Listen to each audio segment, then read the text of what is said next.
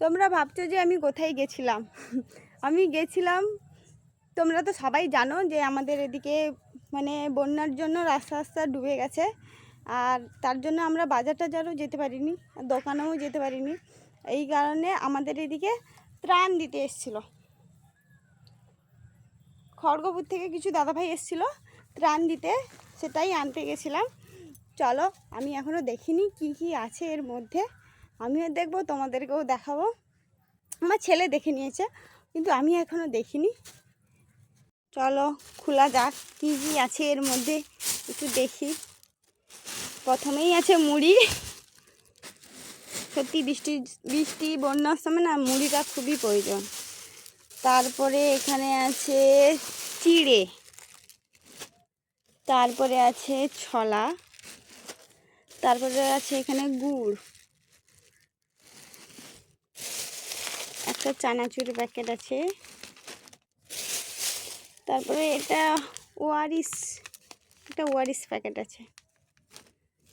তারপর আমার ছেলে এই যে বিস্কুট কেটে দেখে নিয়েছে কি বিস্কুট আছে ভেতরে, যে বিস্কুট প্যাকেট। এখানে আছে ধূপ, এখানে আছে দেশলাই, এগুলোই দিয়েছে। দেখো তাও কতগুলো জিনিস দিয়েছে। এরকম সময় কেউ যদি হেল্প করে না খুবই ভালো, কারণ মানে আমাদের এদিকে প্রায় লোকই বাজার টাজার যেতে পারেনি। সত্যি কথা বলতে মানে আমাদের যে কি কষ্টে চলছে এখন, একমাত্র ভগবান ছাড়া কেউ জানেনি। তার মধ্যে যদি কেউ এরকম দেয় সত্যি খুব ভালো লাগে, যে যতটা পেরেছে সাহায্য করেছে আমাদেরকে, এটা দেখে খুব ভালো লাগছে। এর আগেও একজন এসেছিলো, ওটা হয়তো আমি ভিডিও করতে পারিনি, কিন্তু এ দাদাভাইগুলো যে এসছে ওখানেও আমি দেখাতে পারিনি যে ওরা যারা এসছিল, কারণ ওখানে ফোন নিয়ে এত জলের মধ্যে তুমি কি করে হাঁটবে। আমি হাঁটতে পারিনি, এমনিতেই জলে ঠিকঠাক হাঁটতে পারিনি, তার জন্য এই কারণে ফোন নিয়ে যাইনি।